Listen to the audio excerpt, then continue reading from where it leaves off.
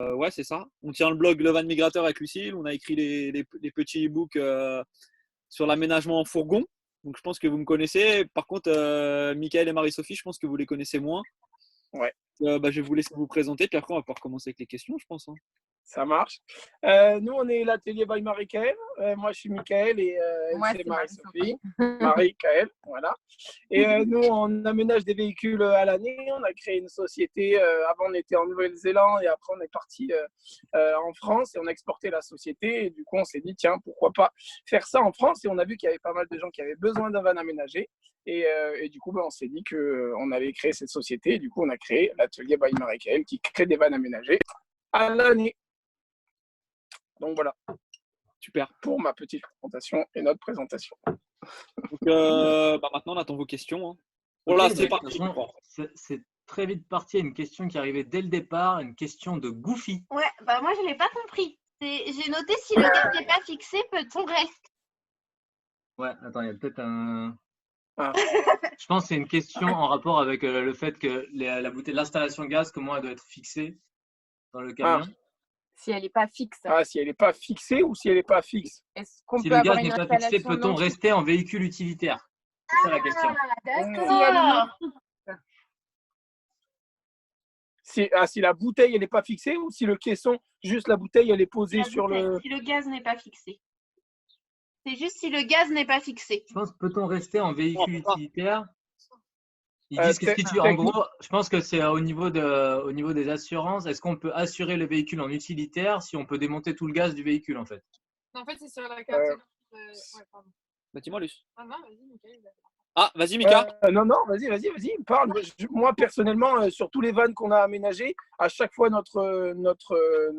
celui qui s'occupait de la vérification, il nous a toujours dit qu'il fallait que la bouteille soit fixe et qu'il y ait un caisson étanche et qu'elle soit fixée au caisson étanche. C'est pour ça qu'on passait l'homologation. S'il n'y a pas de gaz et qu'il n'y a ni le caisson ni l'installation au gaz, le mec il me dit s'il n'y a pas ça sert à, vous n'aurez pas la mention. Il nous refuse en fait le van et il nous refuse l'homologation parce qu'il dit il n'y a pas de gaz, donc ça sert à rien. Un van avec un réchaud, ça peut pas fonctionner. Non, je me demande est-ce que justement elle peut rester en utilitaire, oui. Non. Non, tu peux pas.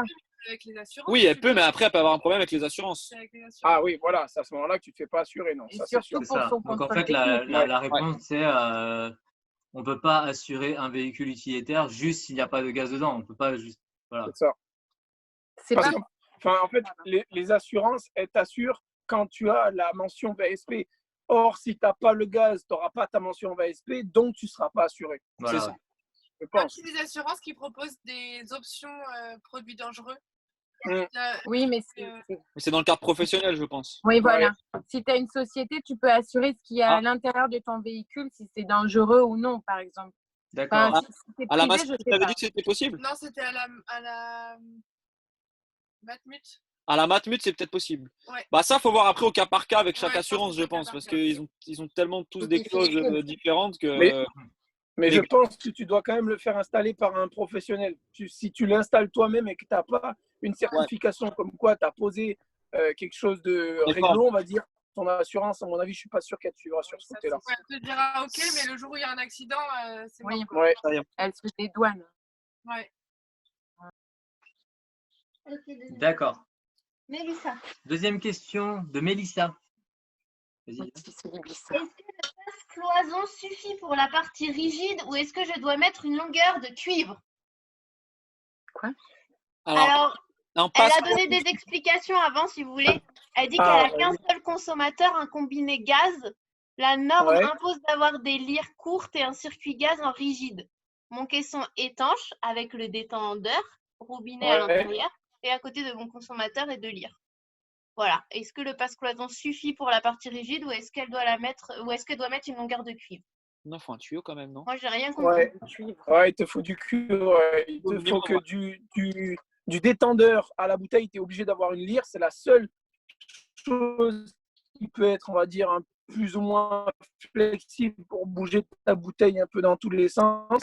Par contre, à la sortie de ton détendeur 30 millibars, tu es obligé d'avoir du cuivre. Enfin, pour nous, l'installation, elle a été comme ça et chaque installation, elle est faite comme ça. Si, il y a le cuivre, il y a le raccord olive, il y a tout, quoi. Ouais.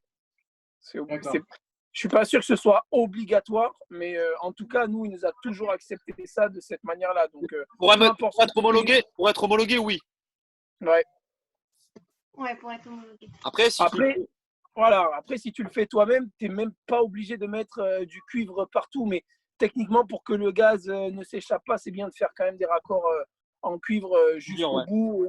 Voilà, c'est question de sécurité, ouais. C'est plus propre aussi, ouais. Donc là, on utilise déjà quelques termes techniques. Est-ce que tu peux nous expliquer qu'est-ce que c'est qu'une lyre, par exemple? Vas-y toi si tu veux. C'est ce qui relie la bouteille, la bouteille à la suite de ton circuit en fait. Ouais. C'est ce qui permet c'est quelque chose de flexible avec deux embouts, l'embout qui va justement jusqu'au détendeur et l'autre embout qui est branché directement sur ta bouteille ou après sur le clips qui vient. C'est une connexion essentielle à la sécurité entre la bouteille et le circuit en fait. D'accord, ouais. Ouais, c'est les connexions normalisées pour le gaz, quoi. C'est ça, exactement. Voilà. Ok. Troisième question de Estelle. Alors, question de Estelle, une question aération du caisson de gaz. Si on a une bouteille avec socle, peut-on faire l'aération juste en dessous? Techniquement, tu es obligé de faire une aération qui mène, du moins, moi je le fais à chaque fois, qui mène sur l'extérieur. Donc, même si elle est sur le côté ou quoi sur l'extérieur, c'est un peu la même chose. Par contre, ton aération, sous sa bouteille, il faut quand même que la bouteille, elle bloque pas quand elle est posée toute l'aération. Faut pas qu'elle obstrue. Faut qu'elle fasse un caisson plus gros que son entrée de bouteille pour que l'aération, il y ait toujours un peu de passage. Il ne faut pas qu'il y ait quelque chose qui obstrue l'IPF. Si c'est fait dans le plancher, en fait, par exemple, il y a ta bouteille, forcément le caisson va être un peu plus grand. Tu peux mettre ton aération dans un coin où la bouteille ne va pas aller vu que normalement le caisson est cubique et la bouteille est ronde. Si c'est pour plusieurs trous, non? Plutôt que de faire, moi personnellement, je préfère faire plutôt qu'un seul et gros trou ou une seule aération, je fais plusieurs petites aérations que je mets un peu n'importe comment, histoire que si la bouteille, la personne, moi dans mon aménagement, j'ai besoin de la coller à gauche, au moins il y aura toujours plus ou moins une ou deux aérations en fait qui seront toujours plutôt qu'en mettre une seule grosse et que si la bouteille elle est dessus, le gaz il s'échappe, ça puisse au moins circuler. C'est important. Et c'est vrai que ce que tu fais, même si tu es amené à changer de bouteille, quand tu changes de pays, elles ont peut-être pas tous la même forme et tout, donc ça peut s'avérer. C'est pas bête du tout. Ouais, et ça c'est complètement vrai. On l'a vu sur plusieurs pays, à chaque fois les bouteilles sont un peu différentes. Ouais. Ok, donc le vrai conseil c'est essayer de faire plusieurs aérations plutôt qu'une grosse, quoi. Une grosse, ouais, c'est ça. Okay. Mais il faut surtout pas que l'aération, comme il a dit PF, elle soit vraiment en dessous de la bouteille et que la bouteille elle cache le trou, parce que sinon le mec, moi il me coupe direct et me dit ça ton aération elle est pas bonne. Mais ça c'est pas homologable, ok. C'est ça. Okay. On passe à une autre question? Oui. Allons-y. Alors la question de Mathieu. Quels seraient vos conseils pour l'installation d'un système de gaz, les points auxquels il faut faire attention et quelques astuces techniques? C'est quoi les plus importants? Alors, c'est une question très généraliste. C'est quoi la première chose à laquelle il faut penser quand tu fais ton installation gaz, j'imagine? Moi, je dirais déjà à commencer où c'est que tu vas mettre ton caisson. Moi, je commence déjà par savoir où c'est que je vais mettre ma bouteille et où c'est que je vais mettre mon caisson dans le van. Et dans un premier temps, avant de faire à peu près tout l'aménagement, j'arrive à savoir où c'est que mon cuivre va aller. Ma bouteille, ma plaque n'est jamais trop loin les deux pour faire le chemin au début, en fait. Pour au moins être sûr et certain qu'il n'y ait pas de fuite. Et je prépare en fait tout mon cuivre. Et avant même de poser tout ça, je mets mon cuivre tout le long. Et au moins, j'ai quelque chose en sécurité. Mais c'est plutôt savoir où le chemin va aller. Après, le reste, c'est que des raccords, des bonnes soudures et savoir le poser. Mais en soi, si le chemin, à chaque fois, par exemple, si on met un tasseau et que en plein milieu, on refait le schéma, il va falloir qu'il fasse plusieurs coudes, passer à travers. Et c'est là où les fuites, elles se créent, en fait. Il faut que le chemin il soit… bien planifier son chemin, c'est ça. Et notre conseil, bien choisir son son équipement, quoi. Prendre de l'équipement adapté à un camping-car ou à un van. Pas mettre des trucs de maison ou de cuisine professionnelle dans un van, quoi. Prendre du matériel adapté fait pour ça, en fait. Toujours un peu plus cher, mais ouais, comme il dit PF, c'est obligatoire pour l'homologation. C'est obligatoire pour l'homologation. Et les mecs, ils font toujours chier s'il y a un truc qui voit une vis qui n'est pas bien mise ou quoi que ce soit. Ils refuseront. Donc, il faut prendre ce genre d'installation, malheureusement, pour avoir quelque chose en sécurité. Ouais. Et surtout le caisson hyper étanche. Moi, j'ai d'énormes problèmes au tout début. Le caisson, il n'était pas assez étanche. Et le mec de la vérification, il m'a cassé les pieds parce que mon caisson, il manquait de silicone sur les côtés ou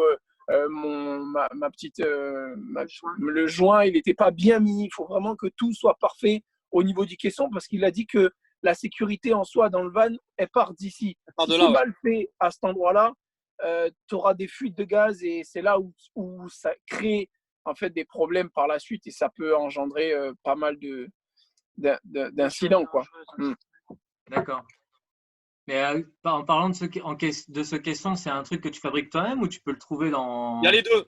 Sur H2R, sur H2R, j'ai trouvé un modèle de caisson tout fait avec une porte un petit peu en plastique grise.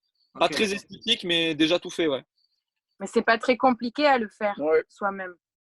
D'accord. Une fois que tu as créé on va dire ton caisson avec la porte devant, nous à chaque fois on positionne du joint partout pour vraiment qu'il soit hermétique dans l'entièreté et on mesure, on le peint entièrement en blanc avec une peinture assez grosse pour justement qu'elle couvre toute cette partie-là. Et après, on fait une bonne porte avec un bon joint tout autour et c'est assez facile à faire. Il y a 2 charnières pour la porte.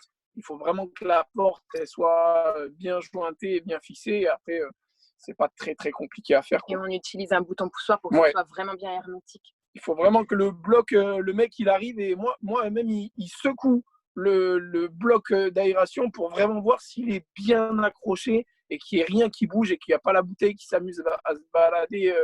Alors peut-être qu'il me tape plus sur les doigts justement parce que j'aménage des véhicules et qu'à force à force, il veut que tout soit parfait. Je ne sais pas vous comment ça s'est passé. Mais, nous, il vérifie tout 3-4 fois, il va dedans, dehors, il allume les appareils, il vérifie au détecte au gaz, il fait vraiment tout aussi. Ouais. Ok. Donc en résumé, des choses les plus importantes, c'est le caisson, utiliser du matériel adapté. Et faire le chemin de cuivre avant de tout installer. Pour pas avoir faire des plans parce que plus tu fais des courbes ou des coudes, des choses comme ça, et plus tu as de risque de fuite. Parce que le cuivre, c'est chiant à cintrer en plus. Hein. Ça se plie, c'est vraiment compliqué. Ouais. Faut vraiment être pas si mauvais que ça pour manipuler du cuivre. Ok. Je vous dis, il y a plein de questions. C'est un truc de fou. Allez, hein. Il reste 30 minutes. Question de Anna. Existe-t-il des adaptateurs permettant d'acheter des plaques de cuisson type maison, propane, pour mettre une bouteille butane? Est-ce que c'est OK avec l'homologation VASP? Alors, de toute façon, une plaque maison, ça ne pourra pas aller dans un van. Voilà. C'est vrai, il a raison. Il y a moyen de moyenner. Nous, on en a une, mais on l'a un tout petit peu modifiée, mais en la modifiant, ça passe. Enfin, nous, en tout cas, ça a été accepté sur 2-3 fois. Mais comment tu as fait alors? J'ai juste, en fait, le problème des plaques, c'est qu'il faut qu'elles soient bien fixées. C'est le feu qui a le feu, les foyers. Il faut que les foyers ne bougent pas. Et il y a aussi la plaque comment ça s'appelle je crois que c'est en fonte. La fonte, il faut que ça bouge pas. En fait, moi, je pré-perce la fonte et je pose des vis directement sur la plaque. Et les foyers, je fais exactement la même chose. Je perce et je viens accrocher mon foyer de chaque côté avec 4 vis. Faut pas qu'il bouge, en fait, tout simplement. Et ça passe. Par contre, sur vos plaques, vous, il n'y a pas la sécurité comme il y a sur les plaques de cuisson c'est ça. Avec le plan, là. S'il y a du vent, ça se coupe. C'est ça, exactement. Oui. Donc ça, moi, il ne regarde pas thermocoupe. C'est ça, thermocoupe. Là, en fait, il voit un thermocoupe, voilà. Il voit la plaque, il voit que rien ne bouge. Nous, il ne teste pas la plaque en réel avec le feu. Donc peut-être que oui. Ça dépend des contrôles par après. Être susceptible de refuser. C'est ça. Mais en vrai, c'est pas C'est ça. autorisé. Ouais. Si vous arrivez à faire un trafic, Mais en vrai, pour répondre à la question, on le garantit pas. Ouais. c'est ça. Ok. Je sais pas si on a répondu à la question. Vaut mieux dans tous les cas utiliser du matériel d'aménagement pour camping-car ou caravane. C'est le mieux du mieux au moins. Au niveau sécurité, vous serez bien. Ouais, sinon c'est laissé à l'appréciation du contrôleur, quoi. C'est ça. Mais c'est qui tout double, quoi. Ouais. VSP que ce soit bien fait et propre aussi. D'accord. Je continue? Allez. Une question des run trotteurs. Pourquoi le caisson étanchéité est différent entre les vannes de série et aménagées, sachant que fait soi-même, la réglementation est plus stricte? Je pense que les constructeurs de vannes aménagées de camping-car, ils ont des accords avec eux. C'est ça. Simplement. Genre, des fois, ils vont même pas le montrer. Hein. Ouais, et puis non, il est déjà VASP. Il est déjà VSP. Ouais. Non, et vu que nous, il y a des amateurs dans l'eau qui en font, ils sont encore plus sévères en fait. Ils font pas confiance aux gens, quoi.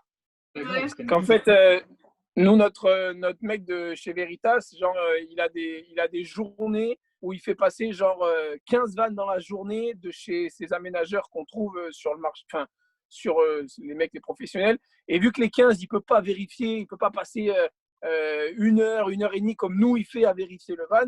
Ben, du coup, en fait, une fois que le caisson, son premier caisson, il met toujours le même caisson, il valide. Ben, en fait, une fois qu'il voit le deuxième, ben, il valide. Oui, c'est une espèce de confiance entre eux. Ils ont des contrats. Ils ont des contrats, ouais. Comme il a dit PF, c'est normalisé. Et il sait déjà que le van, il sera accepté. Donc, il y aura voilà, c'est parce que c'est des fabrications standards. Et... Ok. Donc, malheureusement, ouais, vous aurez toujours des problèmes quand vous allez aménager votre véhicule. Le mec, il va toujours nous taper sur les doigts. C'est normal. C'est parce que voilà, c'est de la sécurité. Et c'est l'injustice de ces maisons. Ouais. Ok, alors on a une prochaine question qui est très très longue. Non, on a plusieurs questions là de notre ami Adrien. Ouais. C'est pas complètement clair. Est-ce que plusieurs raccords à olive, donc des raccords cloisons, sont-ils possibles? Je pense qu'il veut dire est-ce qu'on peut mettre plusieurs raccords olive à la suite? Ou est-ce qu'il y a un nombre de raccords maximum par longueur? Pas du tout. Nous personnellement, tant que ton truc il est en sécurité et que une fois que tu testes, il n'y a pas de fuite, peu importe si tu mets des petits bouts de cuivre avec plein de petits raccords, tant qu'il n'y ait aucune fuite, PF, je sais pas, nous c'est tout le temps qu'on. Ça m'est jamais arrivé de mettre plein de petits raccords. Mm-hmm. Par contre, point norme, il faut que ça soit fixé tous les 50 cm. Ouais, ça ouais. Avec des raccords plastiques. Tous les 30 ou les 50? C'est 30 ou 50 avec des raccords plastiques pour que ça bouge pas en fait. Mais une fois que ton gaz il est fixé, si tu veux mettre. Tous les 50, tu peux pas mettre plein de petits. Ouais, voilà, ouais. Oui, c'est vrai. Il faut que tu fasses attention que, comme il a dit PF, entre les fixations que tu vas mettre, tu n'es pas un raccord à cet endroit-là. D'accord. Si tu le décales de quelques centimètres, il ne va pas non plus. Les normes, ouais, voilà, ouais. Normalement. Après, j'imagine que plus tu mets de raccords et plus il y a de risque de fuite également. C'est ça, ouais. Ouais, c'est ça, il faut faire le moins possible. Ouais. Faut faire attention. Alors, cette même personne me demande. Le chauffage Propex. Ouais, il demande si le chauffage Propex extérieur, est-ce qu'il est possible de le mettre, même par rapport au fait qu'il soit anglais?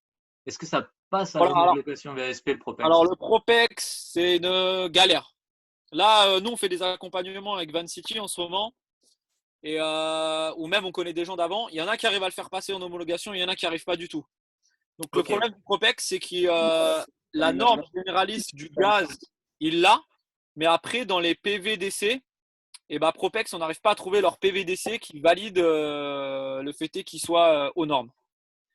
Donc ça, pareil, il faut voir avec… là, il ne faut même pas voir avec Caligaz ou Veritas. Là, il faut voir avec son contrôleur de Réal. Il faut voir encore derrière. Il faut voir s'ils acceptent ou pas de prendre un Propex. Par exemple, là, je suis avec j'ai un accompagnement de gens qui font un van. Ils sont en contact avec la Réal de Rouen, en Normandie. Et le mec, lui, tant qu'il n'a pas le PVDC, il l'acceptera pas. Et vu que le PVDC, c'est un chauffage anglais, nous, on n'a jamais réussi à l'avoir. Ouais, un chauffage anglais, on n'a jamais réussi à avoir le PVDC. Et là, avec le Brexit en plus et tout, je ne sais pas si ça marchera. Si donc, le Propex, c'est vraiment au cas par cas et il faut vraiment négocier avec la Réal. Oui, Nous, de notre côté, il a été accepté, il n'a pas posé de questions. Ouais, ça dépend des gens. Ça dépend des Dreal, donc ça, faut bien voir avec ça Dreal. Vraiment pas Caligaz, Dreal derrière, parce que la Dreal derrière, elle peut contredire Caligaz et Veritas. Nous, le mec de la Dreal, on l'avait et il a fait gaffe. Ce genre, on l'a pas vu. Ouais, quoi. nous, notre contrôleur, on l'a passé avec le premier van, il a dit je fais comme s'il n'y a pas de Propex. Mais ils sont pas tous souvent, ils font ça. Ah ouais. Bon, encore une fois, c'est un peu à l'appréciation alors. C'est ça, il faut contacter le contrôleur avec qui on va passer. Pour pas prendre. Et si on veut être sûr, on ne choisit pas Propex. Si on veut être sûr, on ne choisit pas Propex, il faut partir sur des chauffages plus chers. D'accord. Est-ce que tu as un nom Trouma, par exemple, pour les chauffages de gaz. Ouais, Trouma. Si on veut diesel, Webasto, etc. Ouais, Ok, cette même personne a une dernière question. Est-ce que s'il a des connexions qui ne sont pas accessibles, est-ce que c'est un problème pour l'homologation? C'est-à-dire en connexion. S'il ne peut pas tout voir? Et j'imagine qu'il a du matériel installé devant ses connexions et du coup, il les Ah voit ouais. plus. Moi, personnellement, il ne s'amuse pas à démonter les tiroirs et tout ça. Pareil, voilà, c'est au niveau de l'appréciation du contrôleur. Nous, il ne va pas vérifier ce genre de choses. Il va vérifier le caisson et après tous les raccords. Vous parlez du contrôleur Caligaz Veritas ou du contrôleur de la Dreal? Non, la Dreal, c'est lui qui… De toute façon, normalement, le contrôleur, du moment qu'il voit que c'est en sécurité, qu'il y a un robinet d'arrêt et tout, au cas où, normalement, ça passe. D'accord. Ouais, il vérifie pas forcément. Il va pas. C'est pas possible parce que, généralement, nous, le gaz, on l'a fait passer sous la salle de bain et tout ça pour vraiment qu'il n'y ait pas de problème. Alors, si tu dois montrer tout ça, je pense pas. C'est sûr, c'est pas possible d'accéder non plus à tout. Tu peux pas tout laisser apparent de toute façon. Ouais, non, c'est pas possible. En fait, faut juste que, nous, personnellement, quand il voit que c'est bien fait et que c'est fait correctement, ou il voit que les soudures dès le début, elles sont bien faites, il va pas aller chercher non plus loin. Et s'il voit que ça commence à être branlant, que les trucs sont mal fixés, ouais, c'est à ce moment-là qu'il va commencer à fouiller et aller voir les petites bêtes là où il faut pas en fait. D'accord, ouais. Ok. Il faut faire attention aussi à la mise en pression qui est obligatoire maintenant. Ok, il te met le circuit de gaz en pression pour vérifier s'il y a des fuites. C'est ça. Et souvent, là, il y a des petits problèmes, donc il faut faire gaffe. Nous, Nous, la pression, elle a augmenté parce qu'il y avait un problème avec le chauffage. Ah oui, elle a augmenté. Il faut faire gaffe. Ok. Alors, question suivante, on a une question de Mathieu. Ouais. Il demande, qu'en est-il des sécurités à mettre en place de manière obligatoire De manière obligatoire, et selon vous, c'est quoi qu'il faut mettre en place? Il y a le détecteur de gaz qui est obligatoire. Ok. Quoi? C'est la seule chose qui est obligatoire en termes de sécurité? Tu peux rajouter? Sinon, il y a autre chose, mais… Je le laisse. Si, aération haute et aération basse, c'est une sécurité. Ouais. Et après, après, le détendeur adapté. Ouais. Le détendeur en 30 millibars, ou je crois qu'il y en a un autre aussi qui est accepté. 30 millibars. Non, c'est 30 millibars. Non, c'est 30 millibars. Et après, en sécurité, après, si, c'est pas trop en rapport avec le gaz, mais derrière des plaques de cuisson, tu mets pas de rideau. Ouais, c'est de la… Tu mets pas de rideau. Voilà, c'est de la logique. Mais sinon, non, à part ça, il n'y a rien d'autre. Et que la bouteille soit fixée par un moyen haut et bas aussi. Faut pas qu'elle Ouais, une sangle, par exemple. Ouais. Ok, détecteur de gaz, aération haute et basse, bouteille fixée. Et le bon détendeur. Et le bon détendeur, ouais. Et c'est obligé que ce soit dans un caisson hermétique. Ah oui, il faut que ce soit dans un caisson hermétique, ouais. Obligatoire aussi. Voilà. Ok. Alors, ensuite, c'est une question qui est dirigée pour l'UCPF. Ah merde. Alors, en gros, c'est Modus Vivendi qui demande, dans votre premier aménagement, vous aviez enlevé le chauffe-eau pour passer l'homologation parce qu'apparemment, il n'était pas étanche. Est-ce que le technicien Caligaz, il vous a posé des questions? Est-ce qu'il se doutait que vous l'aviez retiré pour passer l'homologation? Est-ce que ça a posé des problèmes ou pas? Alors, ils ont essayé de… Bande de petits arnaqueurs. Alors, notre contrôleur, on l'a enrhumé. On a dit qu'on n'était pas encore sûr du chauffe-eau qu'on allait choisir. Mais vous aviez quoi comme chauffe-eau? C'était un Fastar. Ah. Avec les gars, ça sort directement dans la bidac. Ah ouais. Et on l'a enlevé le jour du contrôle et on l'a remis derrière. Et ça va pas faire. Mais parce que pour l'assurance, si on a un accident, on avait eu un accident avec ces chauffe-eau, c'est fichu. Mais nous, on avait fait tout ça avant de bien se renseigner dessus en pensant que ça allait passer.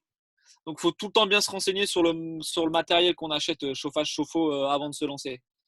Nous, on a fait l'erreur, c'est passé. Ouais, c'est passé parce que le circuit était bien fait. Et après, il y avait une vanne qui était libre, bouchée, et on disait, c'est pour le prochain chauffe-eau qu'on va installer. Ouais, oui, c'est vrai. Il n'était pas censé savoir que tu allais mettre quelque chose de gros, quelque chose de petit à cet endroit-là, que tu allais faire. C'est vrai. Pour l'assurance, c'était. Après, pour l'assurance, c'était mort. C'est hyper dangereux. C'est possible à faire, mais c'est une grosse prise de risque et on le referait pas, nous, en connaissance de cause, on le referait pas. Là, on le faisait parce que on était obligé, on l'avait installé, tout était là, et puis il était bien et pas cher. Ouais. Et vous l'avez gardé longtemps? 1 an.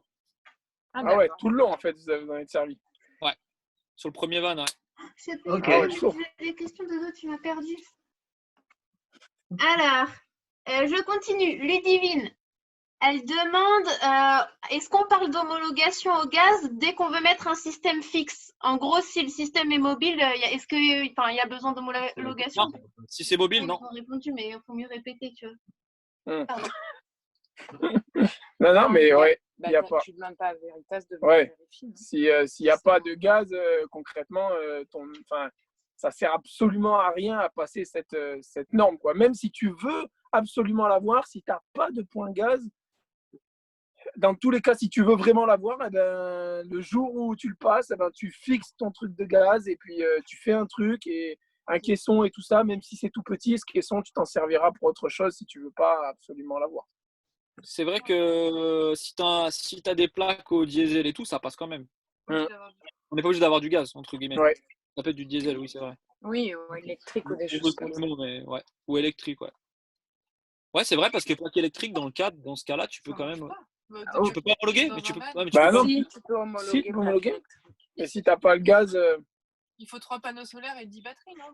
Oui, bien sûr. Pas forcément, tu peux t'en servir aussi quand tu vas en camping. Les gens, ils sont pas forcément. Ouais, les gens qui se branchent partout, c'est vrai. Ok. Vas-y, elle me passe. Alors là, c'est une question aération au sol. Je pense qu'il demande si c'est possible ou pas. Et pour l'étanchéité à l'eau, est-ce qu'il y a des précautions, des dimensions respectées? Ouais. La question est me posée l'étanchéité à l'eau. Est-ce qu'il y a des précautions à avoir? Est-ce que très certainement, il ne faut pas être installé à côté du système d'eau ou à côté d'une réserve d'eau ou quelque chose? Il y a, un truc. À part du bon sens, il n'y a pas d'obligation où le mec il va aller regarder si ton gaz il est à côté de l'eau. Est-ce que ça craint? Ouais, est-ce que ça craint? Pas forcément, puisque c'est que du gaz. Après, non, personnellement, ça ne me vient pas l'idée de mettre quelque chose. Non, ça craint pas, je ne vois pas. Ouais. L'eau reste, elle va mouiller ta bouteille, elle va mouiller ton système de gaz, mais ça craint absolument rien. Si tu as une fuite un jour d'eau, où ça va aller sur tes raccords de gaz, si tout est bien fait, techniquement, il n'y a rien qui craint. Ouais. Ok. Et du coup, pour enchaîner, je viens de voir une question qui peut aller avec là. Est-ce qu'il y a une distance à respecter justement entre le réseau d'eau et le circuit de gaz? À part du bon sens, c'est tout. Ouais, il n'y a pas d'obligation de distance bon sens. Dans les normes, Bon, voilà, celle-ci elle est faite. Alors, une question de Adrien, mais chef solaire. Il demande si c'est mieux les soudures ou les raccords olive. Parce qu'il a envie de se remettre à la soudure. Personnellement, moi, les raccords, on en utilise très, très peu. Pourquoi? Parce que le raccord, il faut le visser. Et si c'est mal vissé, c'est un peu… Moi, je préfère souder. Et au moins, dans ta tête, tu sais que tu n'auras aucune fuite qui va se passer ici. Parce qu'une fois que tu vas le tester, s'il n'y a rien qui sort, eh ben, tu seras… Ça ne travaille pas. Ça ne travaille pas, en fait. Alors que le raccord, les vibrements, le fait que… ça bouge toujours un tout petit peu. Alors, je ne sais pas, PF.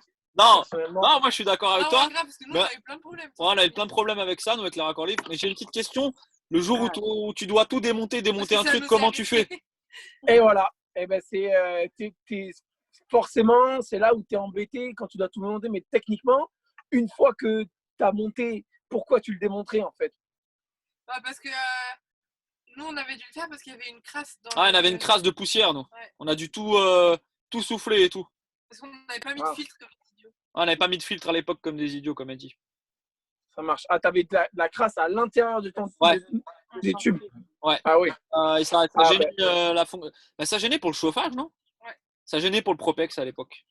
Ah ouais, eh ben, comme quoi.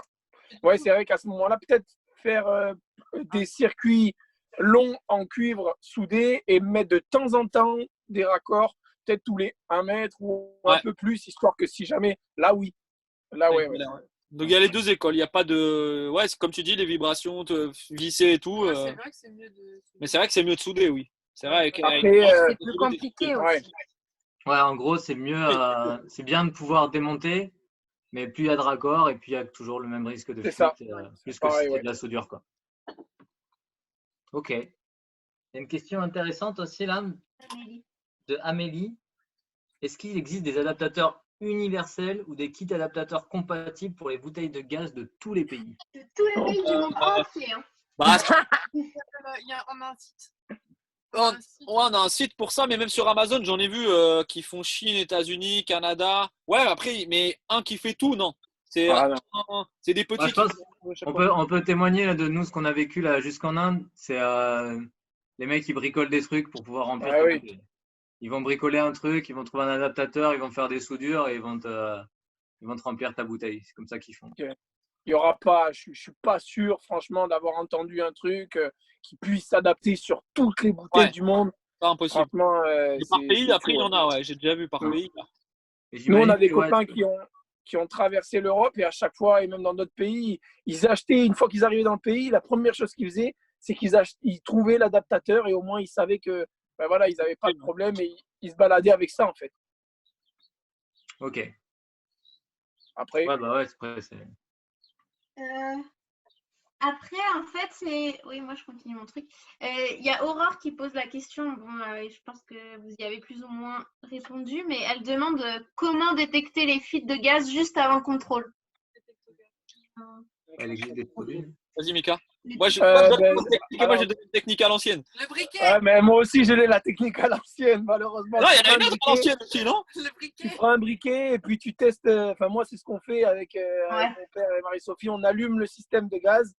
Alors, c'est surtout pas déconseillé à faire. Il y en a un qui ouvre la bouteille de gaz et l'autre qui teste chacune des soudures que tu as fait sur chaque raccord. C'est hyper dangereux, mais au moment où tu vois une flamme, t'arrêtes et tu sais que tu as une fuite à cet endroit-là. Mais en fait, si tu passes il existe des pchits là, ça fait des bulles. Enfin, moi, j'ai passé plusieurs fois des bulles et j'ai vu qu'après, en séchant, avec la flamme, il y avait quand même une petite fuite. Alors, je ne suis pas en sécurité quand je passe ce pchit avec les bulles exprès là pour vérifier les gars. Je préfère faire à l'ancienne, mettre une flamme à côté. C'est hyper dangereux ce que je fais, mais au moins, je suis sûr. Il y a même l'eau avec le savon, je pense. Ça marche aussi. Non, moi, je pense à ça en technique à l'ancienne. Avec le savon? Ouais, de l'eau avec du savon et ça bulle en fait. Si ça fuit. Il n'existe pas aussi des petits détecteurs de gaz là, numériques là, que tu passes à côté? Ouais, détecto-gaz. Ah, peut-être, ouais. Détecto-gaz, ça s'appelle. Ok. Ouais, mais après, moi, je préfère faire ça. Au moins, je suis sûr qu'il n'y a vraiment absolument aucune fuite. Parce qu'imagine que ton raccord, tu l'as fixé, tu l'as posé au sol, d'accord, avec ta bulle. Au-dessus, c'est parfait, mais tu as vraiment le raccord, c'est pas un problème, mais que le raccord il soit fixé au sol et que la fuite elle vienne par en dessous, mais pile poil en dessous. Comment tu vas aller vérifier pour, tu vois? Alors que si tu passes la flamme, tu es sûr que le gaz, il va contourner le cuir, et il va y avoir forcément la flamme qui va rester. Tu sais qu'à cet endroit-là, tu as forcément une fuite. Par contre, pour faire ça, il faut être deux. Ouais. Malheureusement, au moment où tu vois la flamme, tu dis à l'autre, tu cries, tu dis stop et il arrête la bouteille. Ouais, faut avoir confiance en ton binôme. Hein. Pas qu'il y ait d'embrouille ou quelque chose en ce moment qui se passe de mal parce que sinon, hop, tu peux pas sortir. Okay. Tu stoppes pas. On a une question de Loïc qui demande s'il faut un détecteur de gaz si on n'a pas de gaz. J'imagine que non. Mais lui, il pose cette question du coup en même temps une autre question. Est-ce qu'il faut passer l'homologation quand on n'a pas de gaz mais qu'il a une plaque au diesel par exemple? Oui. Oui, il y a les aérations pour les plaques au diesel et tout. D'accord, mais est-ce que c'est contrôlé par les mêmes organismes? Oui, c'est contrôlé par les organismes. Et c'est le même prix. Tout le monde parle du gaz parce qu'en général, la plupart des gens mettent du gaz, donc c'est pour ça qu'on parle de ça, mais ouais, ils font pareil. Ok. Et pour le diesel, il y a un système de détection aussi, pareil? Oui. Ouais, je pense, ouais. Non, il ne faut pas ça, mais C'est l'Adréal. Ouais, c'est l'Adréal. Mais est-ce qu'il existe un détecteur pour le diesel? Non, je crois pas. Non, c'est la certification de l'installation gasoil qui fait diesel, qui fait office de sécurité. Non, mais est-ce que tu peux mettre un détecteur diesel dans ton van? Si jamais ça fuit. Je ne sais pas. Le monoxyde de carbone, c'est pas. Ouais, voilà, c'est ça, ouais. Ouais, un détecteur généraliste. généraliste. C'est la combustion du diesel qui fait que le détecteur, c'est ça, c'est le monoxyde de carbone, je pense, qui fait tout. Tu as plusieurs sur les détecteurs que tu as quand tu choisis, en fait, tu as plusieurs petites choses qui détectent et il faut que tu choisisses derrière avec soit ton diesel, soit le bois, soit il y a plein de choses. Mais est-ce qu'il en existe un rien pour le diesel? Je ne suis pas sûr, ouais. Très bonne question. Je ne veux pas m'avancer, mais. Je sais pas. Alors, question L. Van Leifer. J'ai vu dans certains vannes qu'il devait y avoir autour des plaques de gaz un matériau qui prend pas feu, type plaque en inox ou en alu. Est-ce obligatoire ou on peut monter nos plaques de gaz directement sur le plan de travail en bois? Oh, non, il faut pas faire ça, non? Alors là, pour moi, ça me dépasse de faire ça parce que c'est vraiment hyper dangereux. Mais il vaut mieux qu'il y ait une protection. Vaut mieux qu'il y ait une protection en inox, au moins un carré qui arrive jusqu'au brûleur. Laisser la plaque juste derrière le feu. Ah ouais, non, c'est vraiment. Ça peut être une question un peu bête, mais surtout ne le faites pas parce que le bois et le feu, ça brûle. Ça brûle. Ouais. Et de toute façon, avec la norme, il y a les 25 cm autour de la plaque qui doivent être respectés. Ouais. Pierre non inflammable. Autour du brûleur. Ouais, autour du brûleur. Ok, donc c'est super dangereux, quoi. Oui. De toute façon, un contrôle, il le voit direct, ça aussi, si c'est pas fait. Ouais, c'est clair. Ouais, ça c'est sûr. Mais peut-être que la personne, elle voulait sans forcément passer le VSP. Elle s'est dit, bon, peut-être que c'est vrai que ça ferait, et beaucoup esthétiquement, ça serait magnifique d'avoir juste le brûleur qui sorte de la plaque en bois de ton plan de travail. Ça serait magnifique. Mais ouais, malheureusement, tu aurais certains problèmes derrière.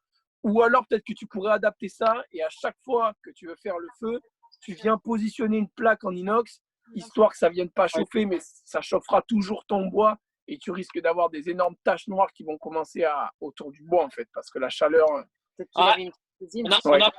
On a mal compris la question, hein, parce que… Ouais, je crois qu'Elle Van Leifer, elle répète que en fait, c'était plus pour savoir les 25 cm qu'elle posait la question. Ouais. Pas mettre les brûleurs sur le bois. Bonjour à Camille, Elle Van Leifer. C'est pas de ma faute, hein, parce que c'était pas noté.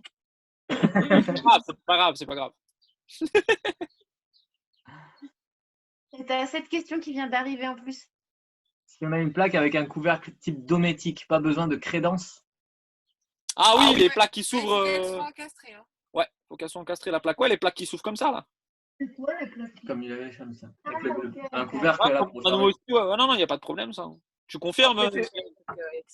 Ouais, ça c'est des trucs exprès qui sont faits. Mais je suis pas sûr qu'il y ait une obligation de mettre une crédence sur la cuisine tant que tu as respecté ton tour et que pareil c'est du bon sens.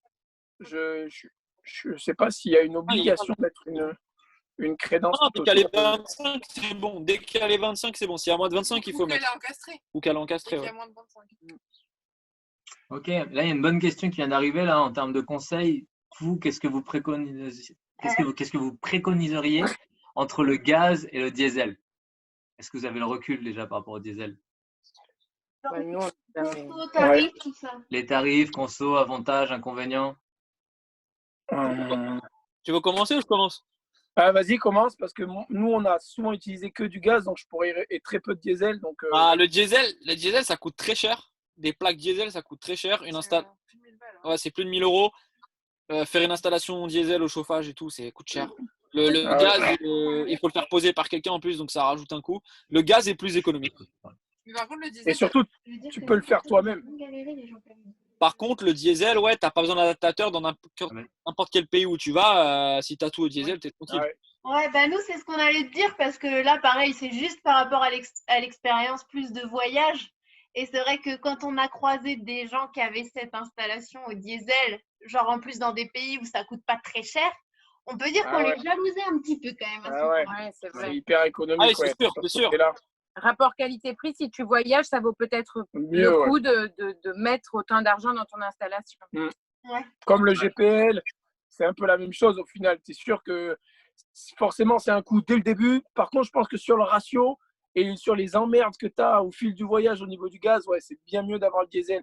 Mais si tu t'en sers juste pour bourlinguer un peu et pas forcément vivre à temps plein et partir longtemps, ouais, peut-être passe au gaz si tu restes en Europe. Sinon, ouais, comme ils ont dit, casquette basket, vaut mieux. C'est vrai. On voit que c'est quand même assez galère dans certains pays de remplir les bouteilles de gaz. Ouais, un petit peu. Puis ça prend de la place, mine de rien, les bouteilles de gaz. Si tu dois en prendre aussi, 2 ou 3. C'est vrai. Grave. Il y a des pour et des contre dans les deux cas, ouais. Parce que c'est vrai que on fait des postes d'essence, t'en trouves partout, dans le monde entier. Donc au final, il y a même plus de postes d'essence des fois que de shops un peu à droite à gauche. Donc au final, ouais. Ouais, je pense que ça dépend vraiment de l'utilisation pour le coup. Si tu pars juste de temps à autre en week-end ou si tu t'en vas loin, quoi. Ouais, c'est ça. Et tu vois, il y a Loïc, pour son expérience, lui, il dit que finalement, il a tout mis au diesel et lui, il est content de son Il est ravi. installation. Ça prend moins de place. Et puis tu n'as plus besoin de te préoccuper du gaz. Ouais. D'accord. On a une autre question qui vient d'arriver aussi. Moi, j'imagine que ça dépend des gens, mais la consommation du gaz sur un mois. J'imagine que ça dépend si tu as un chauffage, si tu as. Ouais. Ça dépend ce que tu fais, ouais. Ouais. Bah, nous, pour exemple, en hiver, avec chauffe-eau, chauffage et plaque, on fait 3 semaines, un mois. Avec l'ancien chauffage. Oui, avec l'ancien chauffage, mais on parle du nouveau van. On va dire on fait 3 semaines, un mois. Et quand tu mets pas de chauffage en été, pas de chauffe-eau, tu peux tenir 4-5 mois. Ouais. Quand tu chauffage. Avec une bouteille comme ça. Une bouteille de 13 kilos. Mais vous avez... excusez-moi. Ah ouais, 13 kilos. Oui, parce que nous, à contrario, nous, c'est un peu la même chose, mais on est sur 2 semaines, 3 semaines vraiment avec le gaz. Mais nous, on a une bouteille de 6 kilos, on n'a pas une bouteille de 13 kilos. Donc, le ratio, c'est un peu le même, ouais. Franchement, au niveau de la conso, c'est à peu près ça. Parce que nous, là, on tenait pas mal de temps finalement avec notre bouteille de 13 kilos. 5-6 mois, mais on n'a pas de chauffe-eau au gaz et on n'utilisait pas trop le chauffage. Et notre ami là, qui voyage avec nous, qui a un chauffe-eau au gaz, qui a également un chauffage au gaz et qui le met bien, il était à une bouteille toutes les 2 semaines en hiver. En hiver. En utilisant bien comme il faut le chauffage et le chauffe-eau, quoi. Quand même. Mais vous n'avez pas de chauffe-eau dans votre van? Non, nous, on est à l'ancienne. Enfin, on était. C'est bien pour le corps aussi. Hein. Ah, c'est vivifiant. Ok, attends, il y a d'autres questions qui sont arrivées là. Il reste 5 minutes. Ouais, alors, quels sont les logos consignes à afficher? Ah oui. Ça, c'est PF. Les logos affichés. Bah, c'est ce qu'ils ont. Tu marques juste sur Internet. Nous, on a la petite feuille. Ouais, j'ai plus tout en tête. Il y a sur le blog, nous, sinon. Tout est sur le blog. Directement, ouais. C'est une feuille à blog à imprimer et à poser. On a créé une ressource pictogramme et tout avec ce qu'il faut. Toi, Mickaël, tu l'as trouvé où, toi, où tu as toutes les consignes? Tu tapes sur Internet Ouais, sur Internet, consignes de sécurité en cas d'incendie. En fait, tu as une truc qui est posé. Qui vient de phrases, voilà. C'est ça, ouais. Tu l'imprimes et tu es obligé de la mettre dans ton van, de l'afficher pour l'homologation. C'est ça. Mais il y a aussi toutes les étiquettes sur les vannes et tout. Ouais, et après, il y a les étiquettes sur les robinets d'arrêt et tout. Des fois, à quoi ça sert si tu as plusieurs robinets. Ah. Okay. Ah ouais, pour ça. Nous, Mais après, ça dépend des installations, oui. Et on a une dernière question.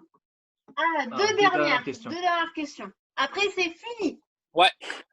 Il y a Hélène qui dit, on disait par rapport au GPL que l'installation était plus chère, mais que ça pouvait être rentable. Elle demande s'il est facile de trouver du GPL dans tous les pays. C'est toujours difficile de répondre à ces questions.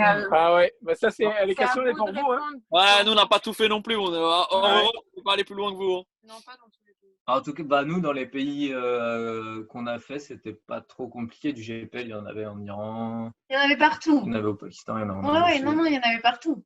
Je trouve qu'il y en a. Bah ouais, du GPL, on en a toujours vu, ouais. C'est vieux les branchements en GPL parce que je pense que c'est sur pas mal de bonnes voitures. Donc, à mon avis, il y en a dans tous les pays. Après, forcément, peut-être en Afrique, dans les petits coins reculés, tu trouveras beaucoup plus de diesel et d'essence que de GPL. Mais je pense que dans tous les pays, tu peux trouver du remplissage GPL, je pense. Ouais. Allez, la petite dernière question de Florian. Peut-on avoir 2 bouteilles de gaz dans un caisson étanche, quitte à en brancher qu'une à la fois? Ouais, ton caisson, il va être énorme. Mais ouf, je pense, ouais. Ouais, c'est possible, c'est possible. Il faut qu'elle soit attachée en haut en bas aussi. Mais est-ce que dans ce cas-là, ton aération, elle doit pas être plus grosse? Ah oui, si. Le double. Si ton installation est branchée sur les deux. Je pense que tu dois avoir une double aération au niveau. C'est suivant la taille de ton caisson que tu dois faire la taille de ton aération. Ouais. Est-ce qu'il y a vraiment une utilité à brancher 2 bouteilles en même temps? Bah, si tu parles. Ouais, c'est une question de confort en fait. Au moins, tu es sûr et certain. Si tu pars loin, que tu veux pas la changer souvent et tout, ouais, tu peux. Ouais. Tu peux. Tu vas dans un endroit hyper reculé et que tu sais que tu vas pas bouger. Non, mais tu peux emmener 2 bouteilles, mais tu n'es pas obligé de les brancher en même temps. Quoi. Ouais, voilà. Pas obligé. Ouais. Mais c'est possible à faire parce qu'ils en parlent dans les normes et tout, que tu peux brancher. Faut mettre une pièce spéciale et tout pour pouvoir relier les deux ensemble et tout, c'est possible, ouais. Mais j'ai jamais vu. C'était en énorme fourgon, en fait, comme un peu. Ouais, mais même si tu as un énorme fourgon, je trouve l'utilité, je trouve pas trop l'utilité d'avoir un gros caisson pour mettre 2 bouteilles, alors que cette bouteille, un poids lourd, la mettre. Un poids lourd, ouais, voilà, ouais, ou un poids lourd, c'est ça. Ouais, tu peux la stocker, quoi. Mais sinon, tu perds ton stockage, en fait, si tu fais un gros caisson étanche. Mais bon, au final, non, puisque cette bouteille, il va falloir quand même que tu la stockes autre part. C'est ça. Mais tu n'es pas obligé de la mettre, je sais pas, personnellement. Ouais, c'est pas obligatoire, mais si tu veux trimballer 2 bouteilles, pourquoi pas faire un gros caisson étanche, ça change pas grand-chose au final. Mais je pense que tu es obligé, si tu as 2 bouteilles, à mon avis, c'est sûr, tu es obligé de multiplier dans ce cas-là tes aérations au niveau du sol. Ouais. La protection. Et si du coup, les 2 bouteilles sont branchées en même temps. Ouais. Et je sais pas si tu peux les brancher sur le même détendeur en 30 millibars et avoir 2 sections de lyre qui sortent directement. Est-ce que tu dois pas avoir ça? C'est à vérifier. Ça, on m'a jamais posé la question. Je me suis jamais attardé dessus. Mais c'est vrai que là, c'est. Ok, c'est compliqué. C'est plus compliqué de brancher 2 bouteilles. Ouais, parce que la pression des 2 bouteilles va pas être la même que si tu avais une seule bouteille sur un seul détendeur en 30 millibars. En même temps. Hein.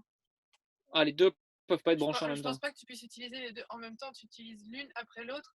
C'est juste que tu as un système entre les deux qui fait que quand l'une est vide, ça passe sur l'autre. Tu passes sur l'autre, ouais. Je pense que c'est ça, ouais. Ok. Ouais, elle prend juste la suite des choses. Ok. Ok. Je crois quand même que vous avez dit plein de trucs. Hein. Moi, j'avoue que j'avais un peu la tête partout. On a essayé de s'en sortir. Hein. Dernière question, si vous avez un avis, et que pensez-vous des réchauds à essence? Voilà. Si vous avez une expérience. Si vous avez un avis là-dessus. Ah, essence, la térébenthine, là, ou à l'alcool à 90. Ça, non? Les petits réchauds. Les brûleurs. Ouais, c'est ça, ouais. Ouais. Ça, où tu mets, enfin, moi, c'est ce que je vois, en tout cas. Faire à l'extérieur. Ouais, ça, c'est pratique en question d'extérieur, mais... à l'intérieur... Essence sans plomb, il a dit. Il y a un livre qui traîne et tout, ça prend vite feu. Hein. Ah oui, il faut faire très attention. Parce que si tu as le malheur de donner un coup de coude là-dessus et que tu as le liquide en fait qui bouge, et qu'en plus c'est en flamme, là ton liquide t'as partout c'est bien, mais pour dehors, quoi.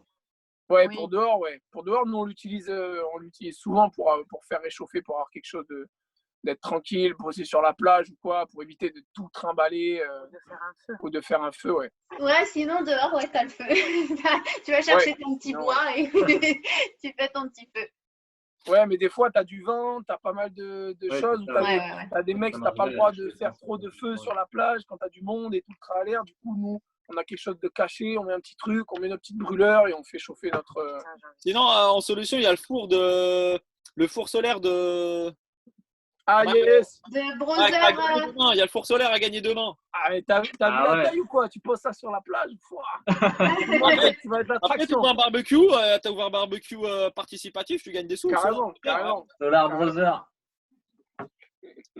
C'est possible. Ok, je crois que vous avez répondu à toutes les questions. Au final, il y a eu quand même beaucoup de questions.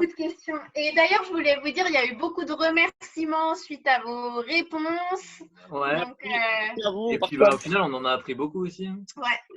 Alors, moi, j'y connais rien, donc. Super. Bah, c'est cool. S'il y a d'autres questions, faut pas hésiter à me privé à nous les envoyer. Ouais, et puis tout à l'heure, hein, comme je disais, ce soir, il y a un truc, il y a il y a comment dire, il y a une salle de questions qui sera ouverte. Ouais, de 17h à 19h, on sera tous l'aménagement connectés. global, donc on pourra tout poser et envoyer là. Ouais, Carrément. De 17h à 19h, c'est ça? Ouais, parce que là, et oui, puis là, je vais enchaîner avec l'homologation, la prochaine conférence. Ouais, prochaine conférence Bonne chance. avec Monsieur PF. Ouais, merci. Je vais essayer de faire de mon mieux. Un maximum de questions sur l'homologation. Il y aura la Et en suite. tout cas, merci là. Merci quand même. Hein. Bon, c'est top. Ouais, Nous, bon appétit, on va Luc. faire Ouais, une petite et vidéo. ouais, merci Michael et Marie-Sophie et Caro. Ouais, franchement, merci à tous les deux. C'était trop cool. C'était de très vous très bien. avoir. Ouais. C'est sympa de vous avoir. Et on C'est espère top. vous voir en vrai bientôt. Ouais, ouais, carrément. D'ailleurs, Quand le déconfinement il sera fini. Ouais, on va avoir un truc à super aménager. Michael et Marie-Sophie font des super vannes. Il faut aller voir leur site. Ouais, ils ont un super Petite pub. Nous, je Merci pense qu'on va aller les voir de toute façon. Doudou. Va Ah falloir. ouais, carrément, ouais. Justement, il y a quelqu'un qui demande un lien vers votre site. Votre site Votre site. Bah, c'est Voir ce l'atelier que vous faites. gmail.com ou .com quoi. Notre site internet, oui, c'est l'atelierbymarikael.com. Il n'y a rien de. L'atelier Et moi, by j'ai Maricael.com. une petite question. Est-ce que ça serait pas possible avec le déconfinement? Bon, malheureusement, il faut pas faire de rassemblement, mais après cet été, peut-être septembre, octobre, quand tout ça sera calmé, peut-être faire un petit rassemblement de quelques petites. Bah, Ouais, Même si on veut. faut trouver l'endroit. Après, on peut trouver faire l'endroit. ça à titre privé et tous se réunir dans un endroit similaire, un camping et tout, on s'en fout. Ah bah il y en a, ils sont chauds direct. Ah bah là, c'est parti, ce serait Ah, cool, ouais. chaud, trop bien, Ouais, ça oui. serait. Mais bon. Apéro, ah oui, carrément. Ouais, on y a pensé pour septembre, on verra. On verra. On verra, on essaie de s'organiser. De toute façon, on a Ça les serait contacts chaud de de tout faire le ça, monde, au donc moins. pas de problème. Peut-être pas quelque chose d'énorme, mais pas à titre vraiment hyper. Pour ceux qui sont là sur une Bad Life Festival, qui ont regardé le digital, ça serait cool de se réunir en petit comité C'est dans ça, un c'est petit ça. endroit. Je le contrôle plus là, je le C'est bon, contrôle. Michael, il est parti. Il est en roue libre. Et Excusez-moi. on roule. Mais c'est sûr que si on peut, on fait un petit. Ouais, carrément. Mais bon, ça, c'est les organisateurs qui doivent mettre ça en place. Oui, nous, On travaille comme toujours, t'inquiète. On va Yes. tenter. Bon, c'est top. Bon, allez, bon courage à vous. Je sais pas comment faire. Merci à vous encore. Bisous. Et à tout de suite pour le reste des personnes. Et à tout de suite pour l'homologation. Je sais pas comment on fait.